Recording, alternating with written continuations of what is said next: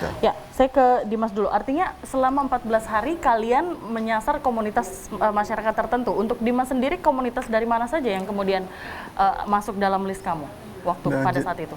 Oke, jadi komunitasnya itu BPOM menyerahkan kepada kita semua umur, semua kalangan, entah itu orang tua, entah itu dewasa atau anak SMA. Jadi semua kalangan berhak untuk mendapatkan itu. Jadi kalau untuk komunitas saya sendiri itu berasal dari ada anak SMA, ada juga teman-teman kuliah, dan ada juga tetangga-tetangga. Oke. Jadi itu. Mereka semuanya diajak untuk kemudian menyaksikan, misalnya kalian lagi live Instagram, terus nanti di dalam situ kalian akan menjelaskan bagaimana bentuk atau hal-hal yang harus dilakukan dalam pengawasan obat dan makanan, seperti betul. Itu ya. Baik, Pak Rusdi, kalau misalnya kita melihat yang saat ini sudah dilaksanakan, walaupun ini mungkin bisa dibilang baru angkatan pertama misalnya seperti itu. Apakah kemudian 3 disiplin ilmu ini dengan apa yang diharapkan oleh Balai POM akan bertemu? Efektivitasnya akan terjadi begitu? Menurut Pak Rusdi sendiri, melihat kondisi saat ini? Jadi menurut saya bahwa mahasiswa yang sudah memenuhi syarat untuk KKN itu biasanya kan yang terakhir-terakhir. Dan kita anggap mampu untuk melaksanakan sepanjang itu diberi pembekalan atau diberi training kepada mereka. Sehingga tidak ada masalah di dalam hal kalau umpamanya mau mempromosikan sesuatu. Itulah yang saya sampaikan kepada beberapa Pemda bahwa ini sebenarnya KKN adalah suatu potensi yang sangat besar yang bisa dimanfaatkan oleh pemerintah daerah. Betul. Atau siapa saja yang ingin memanfaatkan di dalam hal bagaimana mengedukasi masyarakat, apakah itu di bidang pengawasan obat dan makanan, kesehatan dan lain-lain yang mungkin ke depan itu kita harus terus-menerus melakukan kerjasama dengan siapa saja, dengan Pemda juga kemarin kita sudah melakukan, ada salah satu Pemda yang kita lakukan dan itu di dalam hal pendataan. Baik, Pak Rusdi kita tahan dulu, Pak Rusdi kita punya penelpon, nanti saya akan kembali lagi kepada Anda. Kita ke penelpon pertama dulu, Ibu Mirna dari Silai. Ibu Mirna? Terputus. Ya, mohon maaf Ibu Mirna, silahkan mencoba lagi ataupun Anda yang ingin bergabung bersama kami langsung saja di 0451 452414. Kita sedang membahas bagaimana kemudian KKN yang dimiliki oleh Universitas Tadulako akan menjadi agen edukasi dari Balai POM untuk memberikan edukasi kepada masyarakat sebagai konsumen untuk dapat memilih dan menggunakan produk atau obat dan juga makanan yang memenuhi standar. Untuk Anda yang ingin bergabung bersama kami silakan langsung saja di 0451 452414. Pak Rusdi, artinya memang KKN ini adalah hal yang sangat baik begitu untuk bisa digunakan oleh instansi mana saja yang kira-kira memiliki kebutuhan yang bisa dipenuhi oleh teman-teman mahasiswa. Tapi kalau misalnya melihat yang sudah dilakukan oleh Balai POM walaupun berjalan baru sedikit, efektivitasnya seperti apa menurut Anda? Kedepannya apakah ini akan terus menjadi seefektif itu seperti yang diharapkan Balai POM? Saya pikir ini akan efektif karena terutama untuk seumuran mereka di dalam menyampaikan. Itu akan sangat bagus bagi anak-anak muda yang belum mengerti tentang bagaimana obat yang baik, bagaimana makanan yang baik dan sebagainya. Saya kira ini akan sangat bagus disampaikan oleh yang seumuran dengan mereka. Milenial sehingga itu akan teman sejawat di dalam menyampaikan itu akan berbeda dengan kalau penyuluh yang dianggap sudah, apalagi kalau dari mahasiswa itu akan sangat menarik bagi kita, bagi masyarakat untuk menyampaikan apa yang terutama program BP POM ini. Jadi intinya bahwa kami berharap bahwa apa yang sudah dilaksanakan ini akan terus kita lakukan kerjasama seperti yang disampaikan oleh Kepala BP POM bahwa kita akan terus melakukan kerjasama ini di dalam hal bagaimana mengedukasi masyarakat di dalam hal pengawasan obat dan makanan ke depan. Kita tahan dulu Pak Rusdi, saya punya penelpon selanjutnya pada malam hari ini. Ibu Mirna kembali lagi dari Silai. Selamat malam Ibu Mirna. Selamat malam. Ya, silakan Ibu Mirna, apa yang ingin Anda sampaikan? Iya, ini kan berbicara tentang obat dan makanan. Kemudian juga saya lihat ada kayak perwakilan remaja untuk mengawasi atau memberikan pendidikan kepada obat dan makanan. Saya cuma ingin memberi ini kalau kan sekarang itu di media sosial banyak yang jual hand body sticker, kosmetik pastikan. yang mungkin belum ada nomor balai POM-nya seperti itu. Nah, kita kan yang banyak jual juga remaja-remaja yang tadi kayak uang tambahan. Ya. Ini tanggapan seperti apa dari kepala POM dan juga si mahasiswa juga bagaimana tanggapannya, bagaimana caranya dia memberikan edukasi itu Sebagai agen edukasi begitu ya? Iya, sebagai agen edukasi terhadap teman-temannya, ataupun pasti dia sering dapat kenalannya yang jual-jual handphone Kosmetik. diracikan, Baik. pemutih racikan itu. Nah, Baik. itu seperti apa? Terima Baik, kasih. terima kasih Bu Mirna dari Silai. Mungkin kita sebelum ke Dimas, mungkin ke Pak Fauzi dulu, mungkin bisa langsung dijawab. Pak Fauzi, ini terkait dengan saat ini memang fenomenanya seperti itu. Ini yang diharapkan para remaja yang kemudian mengerti bagaimana obat dan makanan itu harus diawasi dengan baik agar memenuhi standar, tapi justru ada juga yang saat ini untuk menambah uang sakunya justru menjual kosmetik keracikan misalnya. Seperti itu nih yang terjadi. Bagaimana Pak Balai POM melihat hal ini seperti apa? Apakah kemudian KKN asik atau agent of change ini, agen edukasi ini bisa menjadi solusi dari hal tersebut? Ini juga memang masih menjadi fenomena menarik ya. Jadi terutama tadi yang diungkapkan masalah kosmetik gitu ya, masih saja ada penjualan bahkan produksi kosmetik yang tidak memiliki izin. Bahkan sebenarnya terakhir kemarin mungkin beberapa minggu yang lalu kita baru saja dalam masa pandemi juga, kita karena di kantor kita ada penyidik juga, ada intelijen gitu ya, jadi kita bisa memproses hukum seseorang. Jadi di Palu Barat itu kita temukan tuh produksi kosmetik ilegal gitu ya. Jadi ini masih terjadi karena memang ini mungkin masih merupakan bisnis yang menggiurkan. Kemudian juga ditambah lagi mungkin sugesti dari mungkin kosmetik yang paling banyak penggunanya wanita ya, walaupun sebenarnya pria juga pakai ya. Betul. Sebenarnya kalau sabun, sampo itu juga sebenarnya masuk ke kosmetik gitu ya, pasta gigi. Hanya saja memang yang banyak dibuat secara ilegal itu ya tadi hand body, krim-krim gitu ya, yang untuk kecantikan. Nah ini memang karena memang dilihat oleh para pelaku usaha yang nakal memiliki masih peluang gitu ya untuk mereka mengambil untung. Jadi mereka masih melakukan seperti itu. Dan kemarin juga sebenarnya kita sempat menemukan ada juga yang mahasiswa untuk yang berjualan produk-produk yang tidak memiliki izin edar gitu ya, atau yang ilegal. Nah, kalau itu kita lakukan pembinaan saja, artinya ke mahasiswa karena mungkin tidak tahu ataupun karena tadi tujuannya hanya untuk menambah gitu ya, mungkin belum tahu menambah uang saku gitu ya, ataupun karena memang ketidaktahuan. Nah, sebenarnya tidak dilarang untuk bisa misalnya menjadi reseller atau memproduksi bahkan gitu ya. Tidak larang, justru kita mendorong karena di Sulawesi Tengah ini justru belum ada nih produksi kosmetik yang benar-benar established gitu ya. Kemudian terdaftar. Jadi masih dari luar semuanya masuk ke dalam sini. Jadi di sini banyaknya distributor begitu. Nah, sebenarnya kita mendorong juga ini kalau ada hasil-hasil penelitian juga dari akademisi gitu ya. Itu kita dorong untuk bisa diproduksi.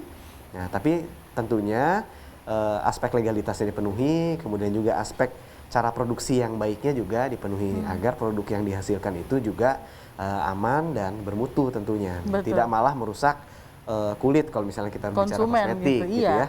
Ataupun para mahasiswa yang mau jadi reseller karena sekarang musimnya jualan online gitu ya silahkan, tapi tetap perhatikan masalah aspek legalitas, aspek keamanan dan mutu dari produk. Jadi jangan sampai menjual produk yang ilegal ya, karena kalau zaman sekarang kita mau membeli dan menjual produk yang lokal bisa, yang luar negeri juga dengan mudahnya. Kita mau pesan ke Korea, kita mau pesan ke Jepang, kita mau pesan ke Amerika ya kan, sangat-sangat mudah kita mengen produk itu. Tapi pastikan bahwa produk itu terdaftar, sehingga kalau kita produk terdaftar itu, produk itu sudah kita jamin keamanan dan mutunya. Baik. Gitu. Tapi kalau misalnya dilihat dari berangkat dari fenomena itu, kemudian apakah teman-teman seperti Dimas saat ini bisa menjadi salah satu solusi untuk memberantas? Oh iya. Menurut kita sangat-sangat bisa. Pertama, mereka mengedukasi masyarakat sendiri memilih. Kemudian kita juga sebenarnya ada satu aspek lagi yang kita jelaskan karena tadi disinggung tentang tindak pidana bahwa di sini di kita ada intelijen, di kita ada penyidik, maka kita juga sebenarnya dari proses edukasi ini bukan hanya masalah edukasi cara produknya, tapi bagaimana cara pelaporan misalnya. Nah, bagaimana cara melaporkan ada produk ilegal di sana sini, di warung ada obat ilegal, ditemukan kosmetik di ujung sana gitu ya.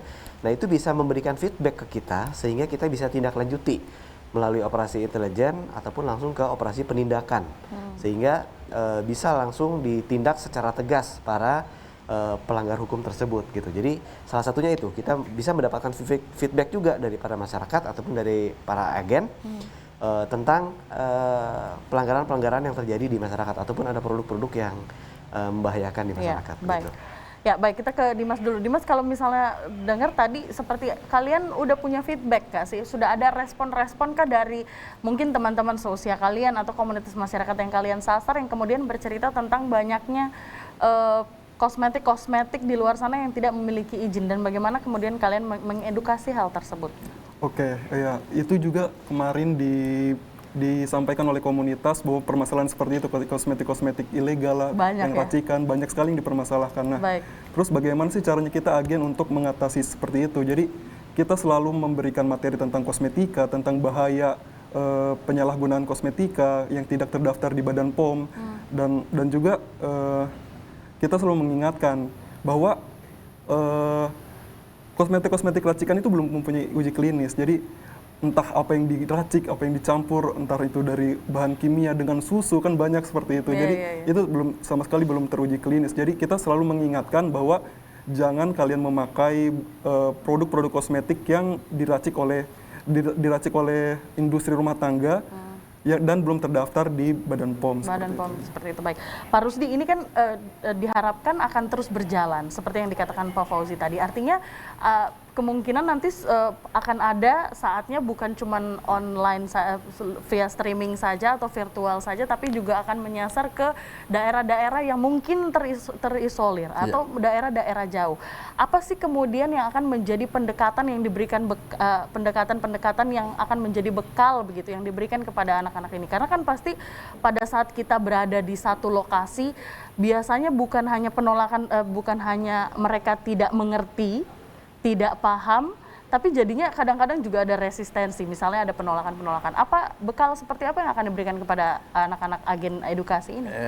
Saya kira mereka kan sudah dilatih oleh BP POM untuk bagaimana menjelaskan kepada masyarakat, tentu dengan bahasa anak muda kalau anak muda yang dihadapi, tentu dengan bahasa orang tua. Kalau saya pikir kan ini mereka mahasiswa yang saya bilang sudah mempunyai intelektual yang cukup bagus. Tadi saya sudah sampaikan bahwa rata-rata yang KKN ini adalah yang sudah memenuhi syarat 100 SKS, artinya sudah hampir selesai. Artinya mereka sudah mempunyai pemikiran, mampu menjelaskan apa yang diberikan, ditugaskan kepada mereka. Sehingga diharapannya bahwa kalau dia ke daerah-daerah itu akan mampu menjelaskan dengan baik apa yang sudah dilatihkan di Balai POM, di BP POM dengan sangat baik. Saya pikir ke depan seperti sekarang KKN yang angkatan 91 yang akan datang ini sekarang mahasiswa ada di daerah-daerah, ada di daerah-daerah dan kami harus melakukan KKN. Dan kami harus melakukan KKN. Nah, bagaimana caranya? Mungkin kami akan turun memberi penjelasan kepada pembekalan kepada mereka ke depan. Sehingga mereka bisa ber-KKN di daerahnya masing-masing. Jadi bukan lagi mereka yang harus datang di sini, tetapi mungkin yang akan turun adalah dosen-dosennya. Dan ini bisa juga dikerjasamakan lagi dengan BP POM kalau mau menjelaskan sampai di daerah-daerah, sampai di desa-desa. Baik, Pak Fauzi, itu ada bisa satu bagian dari itu. Betul. Baik, untuk menanggapi hal tersebut, ini seperti yang dikatakan tadi, misalnya mereka saat ini menyaksikan hanya virtual saja, streaming. Artinya memang respon yang diberikan cukup terbatas ya. Berbeda kalau misalnya mereka ke daerah, seperti yang saya katakan ke Pak Rusdi tadi. Artinya memang ada banyak hal yang bisa terjadi. Apakah bekal yang mereka dapatkan dari Balai POM itu cukup untuk memberikan pendekatan-pendekatan yang berbeda terhadap respon yang berbeda juga? Iya, insya Allah kita akan persiapkan dengan sebaik-baiknya gitu ya. Jadi dalam trainingnya juga kemarin tidak hanya masalah obat dan makanan yang kita sampaikan, tapi juga dengan teknik komunikasi gitu ya.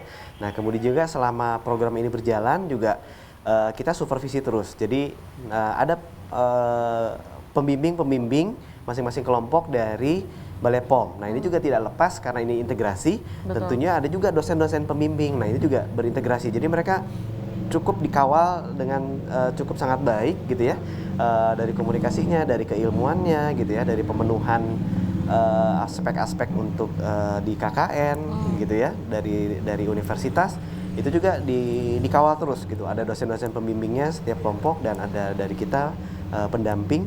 Dan itu saya kira sangat-sangat cukup untuk bisa mereka melepas mereka di masyarakat dan memberikan edukasi. Baik. Begitu ya. Nah, memang kalau misalnya kita berbicara online ya tadi tidak lokalisir, tapi si komunitasnya itu bisa berada di mana saja. Bisa berada di Kota Palu atau bisa berada di luar Kota Palu sebenarnya. Nah, seperti itu.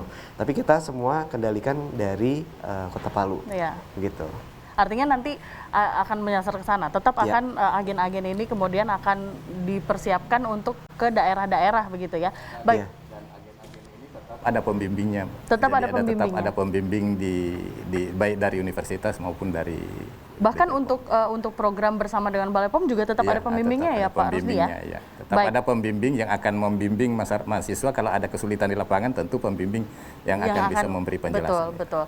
Artinya ini masih tetap berada di koridor yang kita harapkan begitu. Baik, Dimas, harapan kamu ke depannya dengan sebagai salah satu agen edukasi, apa sih yang kamu harapkan untuk mungkin diberikan lebih begitu? Apa yang kamu harapkan? Apakah secara materi yang kamu terima atau dilihat dari evaluasi yang sudah dilakukan, apa yang kamu butuhkan lagi gitu? Oke, jadi menurut saya waktu 14 hari turun di lapangan itu saya rasa masih kurang sekali. Karena masih banyak masyarakat itu yang notabene itu belum menguasai atau belum mengetahui pentingnya bahaya obat dan makanan itu. Baik, artinya masih harus ditambah lagi gitu ya? Iya, betul. Baik, terima kasih Dimas. Pak Rusdi, mungkin singkat saja Pak Rusdi, melihat hal yang sudah terjadi ini ke depannya apa yang Anda harapkan? Yang pertama bahwa perlu diingat bahwa ke depan ini mungkin KKN tidak lagi 1 bulan kalau kita lihat adanya kampus Merdeka yang digagas oleh Kementerian Pendidikan sekarang, di mana di situ KKN itu harus diminta untuk 20 SKS, artinya bisa sampai 3 sampai 6 bulan itu ke depan. Tapi itu baru masih dirancang bagaimana program KKN ke depan kita akan lakukan. Dan ini kalau terjadi apa yang disampaikan tadi oleh Dimas bahwa 14 hari tidak cukup, itu mungkin akan sangat cukup di dalam memberi penjelasan kepada masyarakat. Jadi ini kerjasama yang akan dilakukan antara BP POM yang sudah ditandatangan MOU-nya itu akan sangat baik, bersinergi.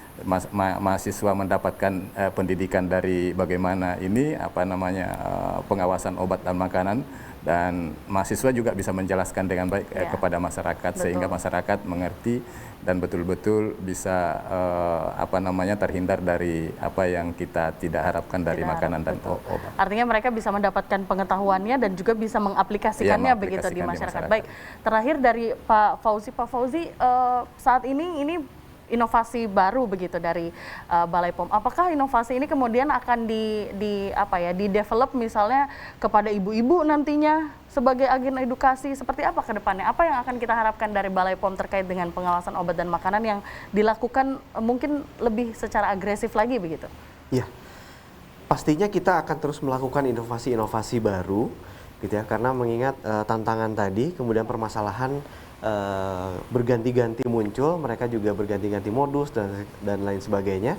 Tentunya menuntut kita juga untuk senantiasa merubah metode-metode yang kita miliki, jangan sampai ketinggalan zaman. Betul. Jangan sampai cuma menyasar di segmen tertentu, tapi bisa ke seluruh segmen. Jadi cita-cita besar kita dan menjalankan amanah dari rakyat Indonesia untuk menjamin obat dan makanan aman dan bermutu itu bisa tercapai. Bisa tercapai. Itu juga merupakan komitmen begitu dari Balai POM dan juga Universitas Tadulako dan tentunya agen edukasi kita. Terima kasih kepada Bapak Fauzi Ferdiansyah, SSI APT, Kepala Balai POM di Palu, kemudian Ketua LPPM Universitas Tadulako, Bapak Dr. Muhammad Rusdi HMSI, dan agen edukasi obat dan makanan Dimas Permana sudah bergabung bersama kami. Nah pemirsa, dengan adanya dialog publik ini tentunya kita berharap semoga kemudian tentu kita berharap adanya inovasi ini kemudian bukan hanya menjadi inovasi saja bagi Balai POM, tapi juga bisa menjadi bagian dari edukasi, kemudian dedikasi dan komitmen dari apa yang sudah diharapkan begitu oleh Balai POM dan juga Universitas Tadulako yang saat ini sudah terjalin. Semoga tentu harapannya adalah memberikan edukasi sebanyak-banyaknya dan meningkatkan pengetahuan masyarakat bagaimana kemudian kita menjadi konsumen yang dapat memilih, memilah dan juga menggunakan produk, obat dan juga makanan yang tentunya memenuhi standar dan aman. Terima kasih untuk Anda yang sudah menyaksikan Dialog Publik hari ini bersama saya Lunggi Giarinsa. Kami pamit. Wassalamualaikum warahmatullahi wabarakatuh. Selamat malam. Sampai jumpa.